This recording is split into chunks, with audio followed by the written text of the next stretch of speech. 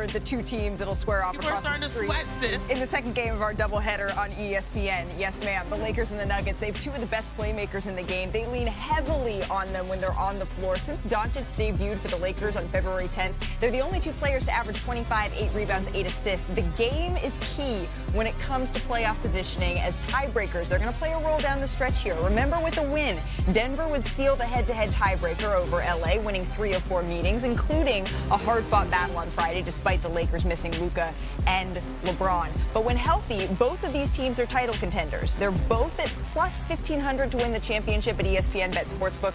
Only the Thunder, the Cavaliers, the Celtics have shorter odds. So the odds makers don't know how to differentiate between these teams. Luckily for everybody at home, that's why we all are here. So, Perk, I'm going to start with you first. Which team is more equipped here to make a finals run?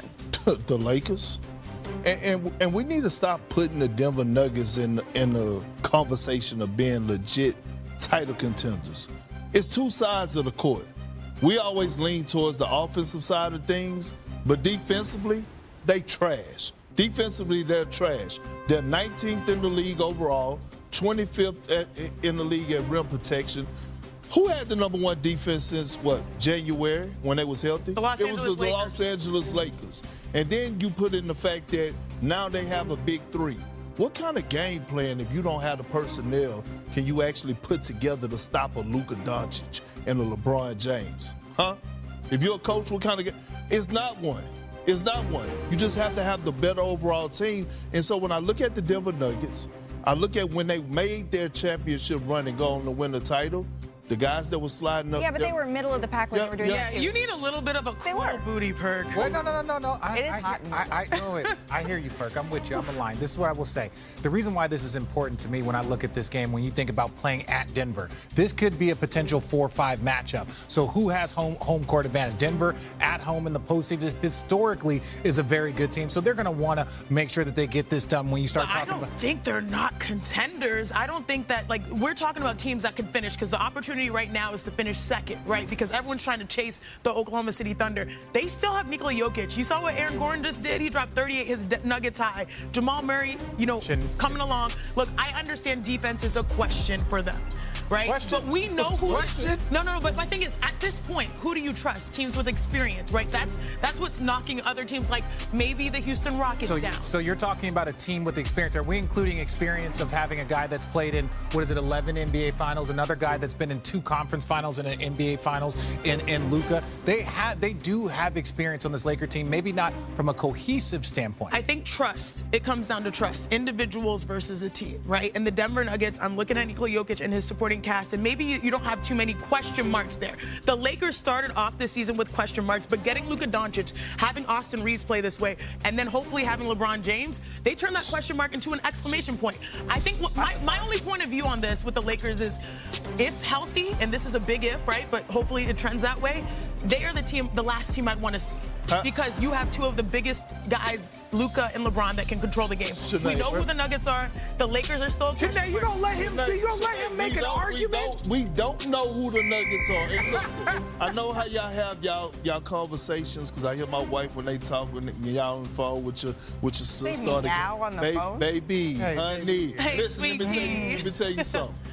Jokic have questions about this Denver Nuggets team. Did you see them take that L against the Wizards? Did you hear his post-game interview talking about, I don't know if we have an on and off switch.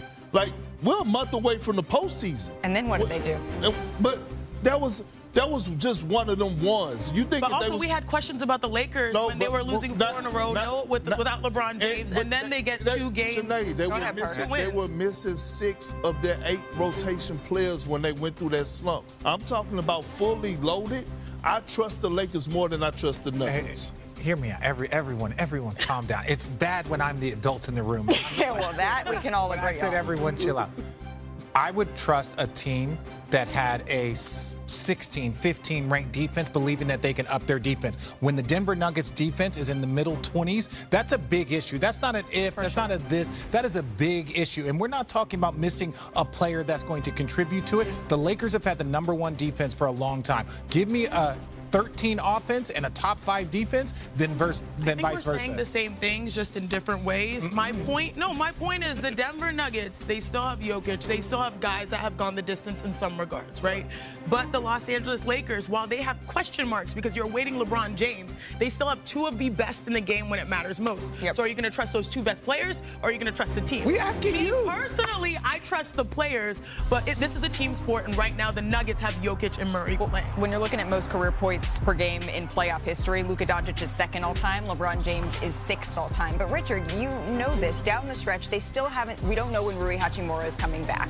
LeBron James, the hope is he's back sooner rather than later, and he knows he still has 7-ish more games left to play for postseason awards. You bet LeBron knows that number, right? Yeah. How much time do you need to be able to gel with still a team? Austin Reeves has taken a step forward, but largely it's been in LeBron's absence. They need some time down the stretch. Just how much? I don't think very much. Again, we've seen LeBron. We've questioned him with Luka at the beginning, and then it becomes a seamless fit. It's more about how much time does LeBron need to get into the best condition. He can take a step back. He can lead. He took a step back and let Austin Reeves ball and handle the ball in the Western Conference Finals as a second-year player. He knows how to elevate his game and take a step back. So as long as he's healthy, it's all about his conditioning. Everything else will fall in place. All I know is that Luka is getting in shape and getting his legs. He's averaging over 30 his last couple games. How many? Over 30.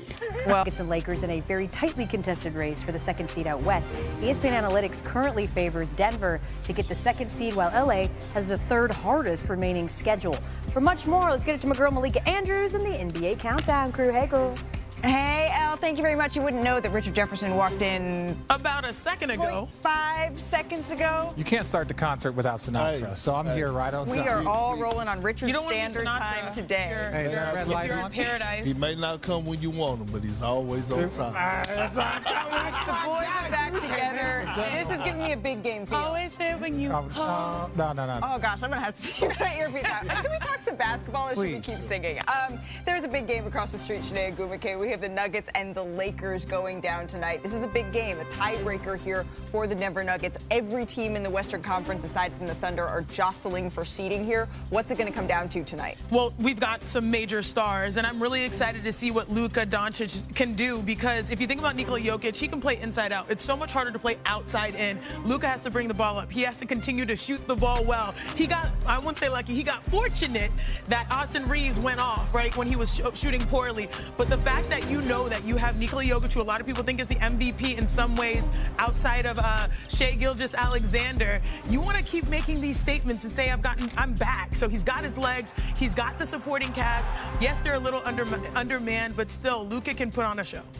My thing about Nikola Jokic is that he is the hub of their offense. And when he is right, everything is right around him. But also, to me, it's like the way they play allows him to have a bigger game. He doesn't have someone that he can consistently defer to. Jamal Murray, Aaron Gordon, Michael Porter Jr., they all feed off of him. That's when you have a guy like Austin Reeves who's out there creating for others. So, to me, if the